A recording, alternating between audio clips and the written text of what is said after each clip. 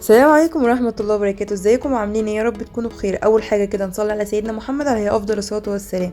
لو اول مرة تشوفوني ما تنسوش تحطوا لايك وتشتركوا في القناة وتفعلوا زر الجرس عشان يوصلكم كل جديد من وصفاتي.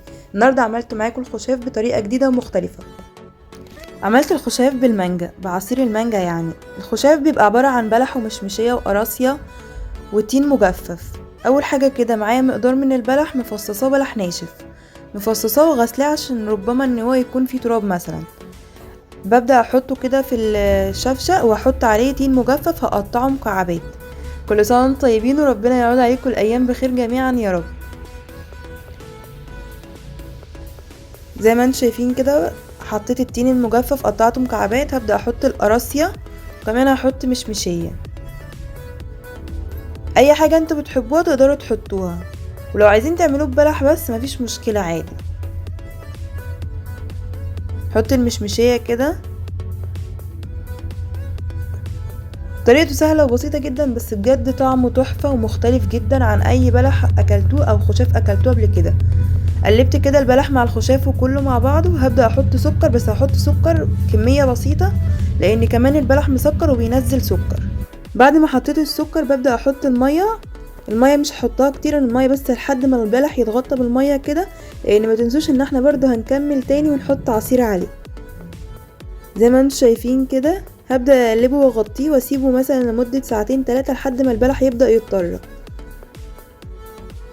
ورجعت لكم تاني يا حبايب قلبي كده. شايفين؟ لو تلاحظوا ان المية قلت من البلح عشان البلح شرب مية وكمان اتطرى. بجد طريقته سهلة وبسيطة جدا وطعمه مختلف عن اي خشافة تاكلوه قبل كده. كل سنة وانتم طيبين وربنا يعود عليكم الايام بخير. ما تنسوش بقى تحطولي لايك وتشتركوا في القناة، وكمان تكتبولي رأيكم في التعليقات. ده عصير مانجا كنت مفرزاها في الفريزر، عملتها عصير وهبدأ اضيفها على البلح كده والتين والمشمشيه والقراصية زي ما انتم شايفين كده.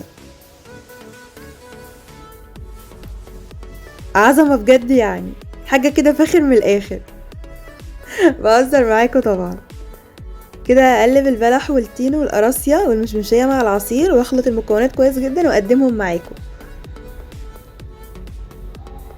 زي ما انتم شايفين كده ده شكله النهائي. يلا بينا نقدمهم. الخشاف تقدروا تقدموه في اطباق او في كوبايات على حسب ما انتوا عايزين هتقدموه في ايه. انا هعمله معاكم وهقدمه في الاتنين، بس مش هتفرق يعني سواء تاكلوه في اطباق او في كوبايات، في الحالتين طعمه تحفة وجميل جدا وهتحبوه.